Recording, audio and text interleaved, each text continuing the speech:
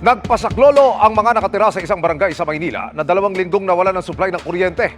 Matapos pong masunugan, matinding perwisyo raw dahil sa init kaya tumugon ng inyong Kapuso Action Man.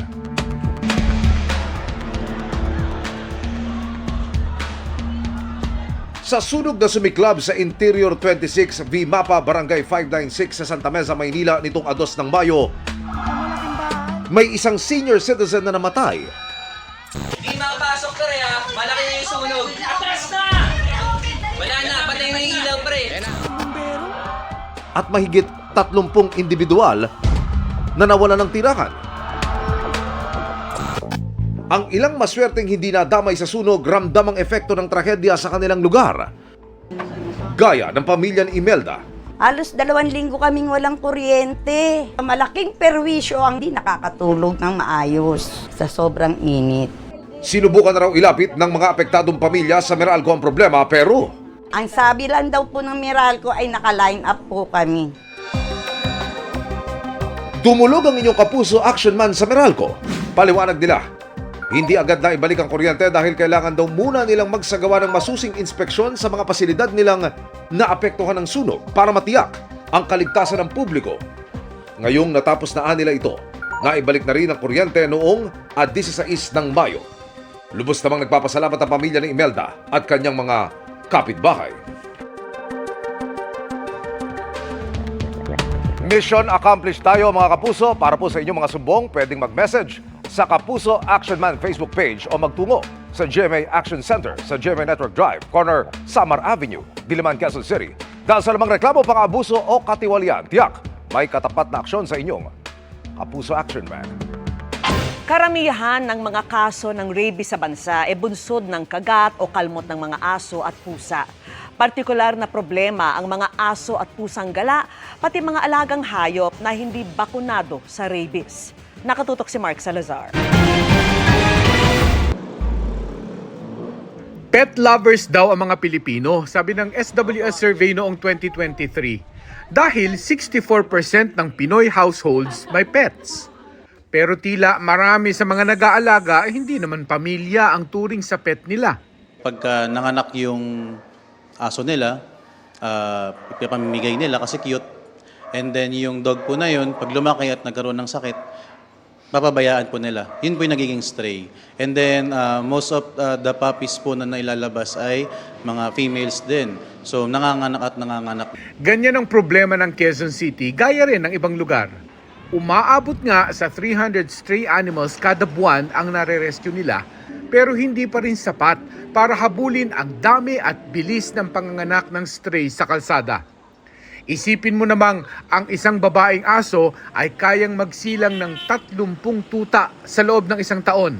Normal dog like a spin dog is kayang manganak po or mag-litter at least 8 puppies po or more sa kanyang panganganak. And yung dogs po ay nanganganak at least 3 in a year. Tansya ng Quezon City Veterinary Department, nasa 700,000 ang pets sa syudad. Pero hindi nila alam kung ilan sa kanila ang lumalaboy sa mga daan. Sa pagdinig ng Senado nung nakaraang taon, lumabas na mahigit 13 million ang bilang ng mga stray dogs and cats sa buong bansa. Problema yan dahil mga aso at pusang gala na hindi bakunado sa rabies ay kasama sa mga nagpapakalat nito. Kaya mahalaga raw ang responsible pet ownership para makontrol din ang pagkalat ng rabies. Kailangan din po talaga is ma-educate sila at the same time ma-enforce sila ng isang city na kung paano yung tamang pag-aalaga po ng hayop. Ang DOH naman, pinaalalahanan ang lahat na huwag baliwalain ang kagat ng aso o kalmot ng pusa, ligaw man o alaga sa loob ng bahay. Huwag niyo pong pagalitan yung mga anak ninyo kung nakalmot or nakagat ng aso, hindi nila kasalanan yon. Bagkus ay ating ikonsulta para maiwasan kasi naiiwasan yung pagkamatay sa rabies basta tayo ay mabigyan ng bakuna. Habang nariyan ang problema sa naglipa ng stray animals, sapat daw dapat ang bakuna para protektahan ng tao at hayop sa rabies. Tungkulin po ng mga LGU, mga po sa ating mga PHO, mga CHO, no? Dapat po nagpo-procure tayo ng ating mga rabies vaccines at gamitin po natin yung PhilHealth package po natin. Para sa GMA Integrated News, Mark Salazar, nakatutok 24 oras. Sa tuwing nalalapit ang pasukan, pinakaabala ang mga magulang sa paghahanda ng mga gamit pang eskwela ng kanilang mga anak. Ang isang ina nga sa Maguindanao del Norte, doble kayod na sa pagsasaka, may mabili lang na maayos na school supplies. Sa muling paglunsad ng unang hakbang sa Kinabukasan Project, unang pinuntahan ng GMA Kapuso Foundation ang Maguindanao del Norte para maghatid ng kumpletong gamit pang eskwela sa mga mag-aaral doon.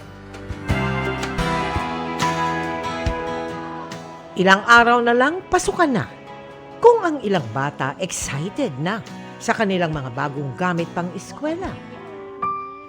Ang anak ni Noriza na si City, pinaglumaang pira-pirasong papel at bag ang gagamitin sa pasukan.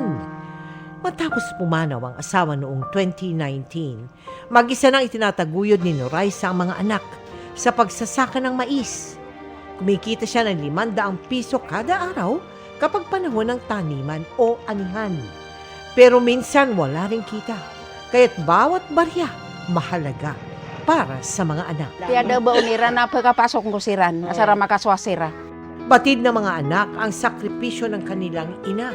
Gusto ko pong makapagtapos ng pag-aaral para man lang masuklian ko yung paghihirap ng nanay ko para sa aming magkakapatid.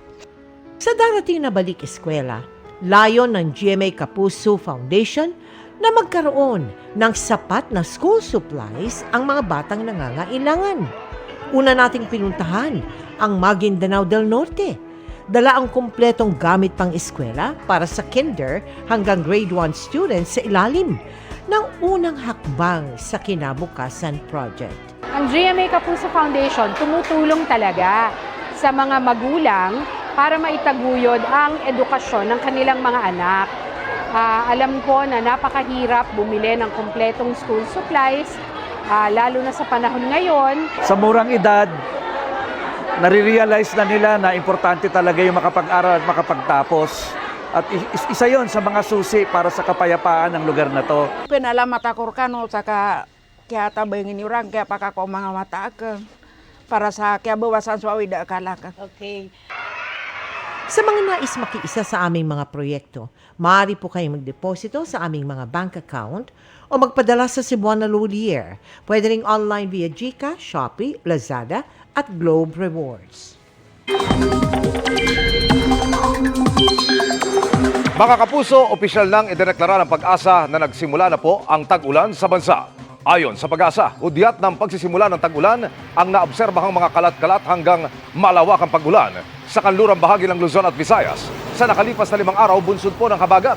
Localized thunderstorm naman ang nagpaulan na nagdulot ng pagbaha sa Mindanao tulad po sa Dato, Unsay, Maguindanao del Sur. Pati po sa ilang bahagi ng bayan ng Ampatuan. Nagsilikas naman ang mga binahang residente ng Senator Ninoy Aquino Sultan Kudarat. Ayon sa Pag-asa, patuloy na nakaapekto ang habagat sa Luzon. Sa datos ng Metro Weather, umaga pa lamang bukas ay posible nang makaranas ng ulan ang kanlurang bahagi ng Luzon. Posibleng mas maraming lugar ang ulanin sa hapon kasama ng ilang lugar sa Visayas at Mindanao. Posible hanggang heavy to intense rains kaya doble ingat sa banta ng pagbaha at pagguho ng lupa. May chance ring ulanin ng Metro Manila bukas po ng hapon. Paalala ng Pag-asa, pwede pa rin magkaroon ng monsoon breaks kaya posibleng may ilang araw o linggo nang walang ulan.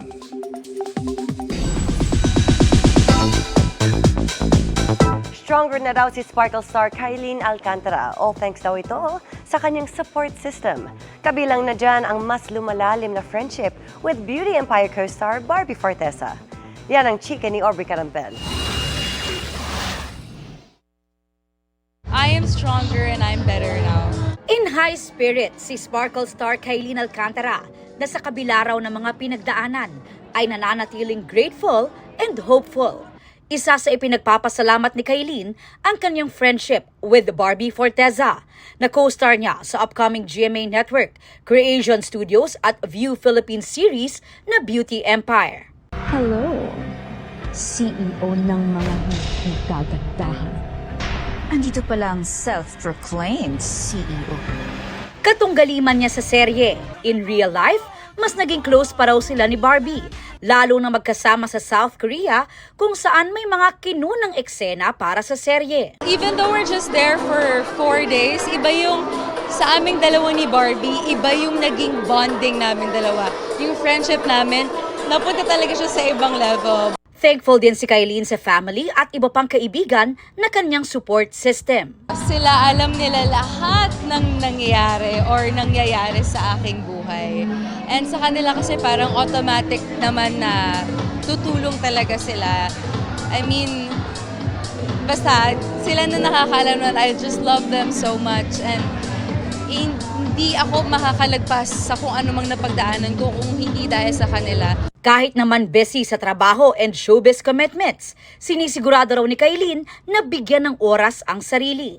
In her fitness era rin daw siya na naglalaro ng padel, tennis at nagpipilates din. I am in my journey of taking my health or my fitness seriously again because I believe na kasama rin siya siyempre sa self-love journey ko. Aubrey Carampel, updated showbiz happenings. Dagdag atraksyon sa Daraitan River sa Tanay Rizal ang mga nagpapatrolyang pulis.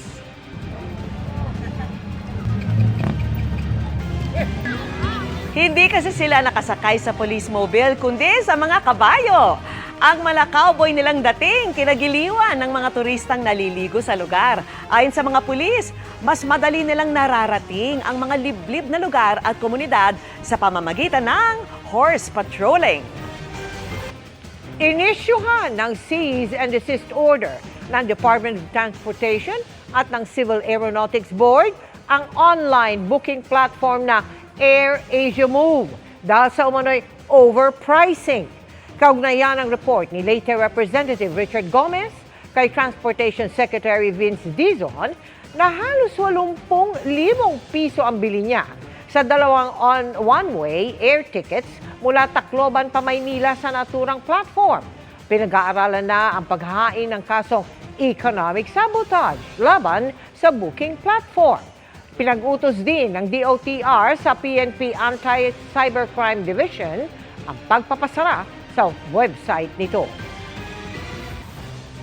Pinagsasamantalahan po nitong mga online platforms na ito ang current na situation sa Tacloban. This is actually criminal. Criminal na itong ginagawa nitong AirAsia Moves. I've also asked the CAB and the DOTR to immediately file economic sabotage, a criminal economic sabotage case against AirAsia Move. Batay sa sulat ng AirAsia Move na inilabas ng DOTR kanina, sinabi nitong nagsagawa na sila ng mga hakbang bilang pagsunod sa Cease and Desist Order. Gayunman, iginiit ng Malaysian-based company na ang mga air carriers ang sakop ng jurisdiksyon ng CAB at hindi ang mga foreign-based online travel agencies. Sa iwalay na pahayag, sinabi rin ng Move na hindi nila minamanipula ang airfare. Bilang online travel agency, ang ipinapakita daw nila ay ang listahan ng mga flight at datos ng presyo base sa impormasyong ibinibigay ng mga otorisadong supplier nito. Pero ang giit ng CAB, sakop ng kanilang mandato ang ticket pricing at otorisado rin silang magpatupad ng price ceilings sa airline fares. Mahalagang maintindihan ang panganib na dulot ng kagat o kalmot ng hayop.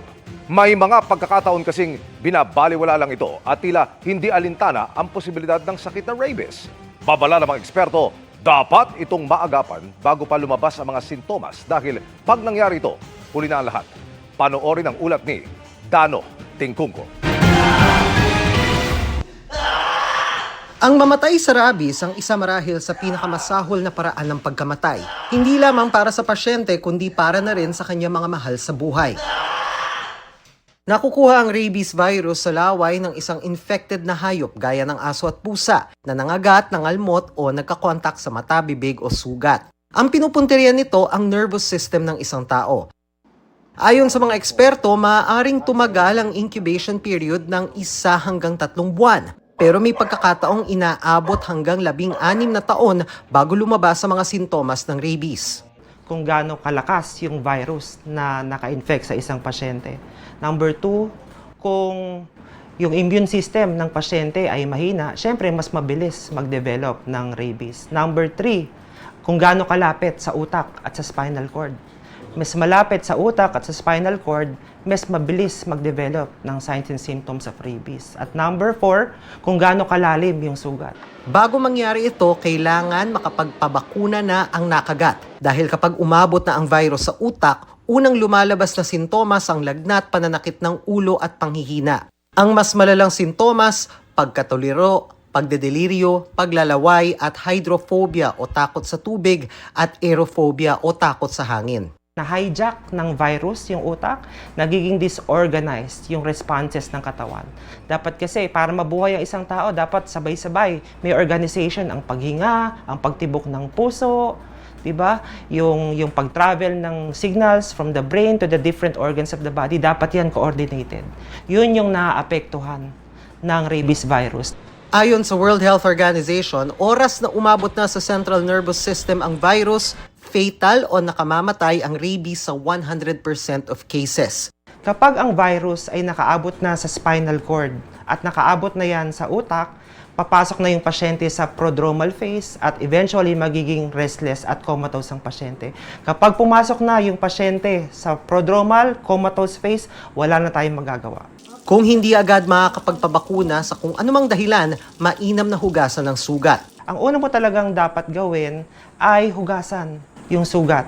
Wound washing with soap and water, running water, sabon, for at least 10 to 15 minutes. Up to 20% ng mga kaso ng rabies ay may iwasan sa pamamagitan lamang ng pagwawash ng sugat with soap and water. Isa sa mahalagang determinant kung bakit umiikli ang incubation period ay dahil sa dami ng virus na pumasok sa katawan during the bite. So, kung yan ay babawasan natin sa pamamagitan ng paghuhugas using soap and water, malaking maitutulong nito.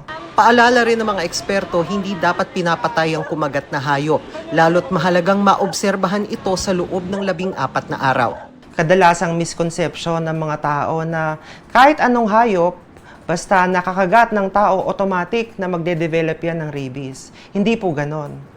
Ang isang hayop ay makakapag-transmit lang ng rabies sa taong kinagat niya kung siya ay may rabies na in the first place. So during that observation period, mahalaga po na alagaan pa rin yung hayop. Dapat kung kailangan nila ng food and water, we still provide them with food and water. Nga lang, kailangan pong i-secure natin kung saan sila ilalagay. Para sa GMA Integrated News, Dano Tingkong ko, nakatutok 24 oras. Thankful si Ruru Madrid kung paanong binago ng seryeng Lolong ang kanyang buhay. Alamin ang kanyang kwento sa chika ni Lars Santiago.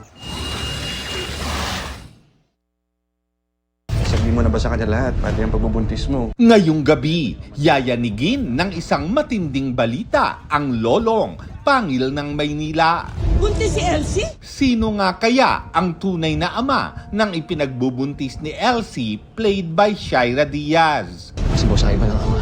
Si Ivan na ginagampanan ni Martin Del Rosario o si Lolong Ruru Madrid? Kwento ni Ruru, wala na silang ilangan ni Shaira pagdating sa mga intimate scene. Ever since season 1 kasi magkaibigan na kami ni Shaira. So, kumbaga ngayon yung tiwala namin sa isa't isa buong-buo na. And at the end of the day, we're all actors.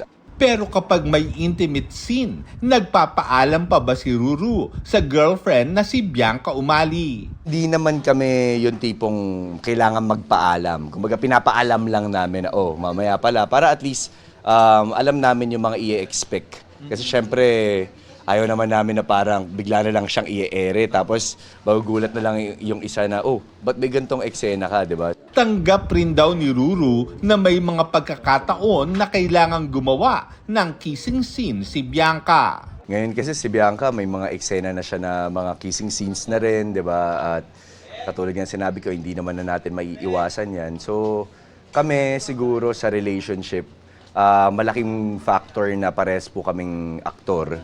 At naiintindihan po namin na kailangan pong gumawa ng mga ganitong klaseng eksena. May natitira pang 5 araw na taping ang Lolong. At sa mga araw na ito, kukunan ang maraming highlight at twist sa kwento. Ngayon pa lang, sobra na ang pasasalamat ni Ruru. Ang lolong po talaga nagpabago sa aking buhay.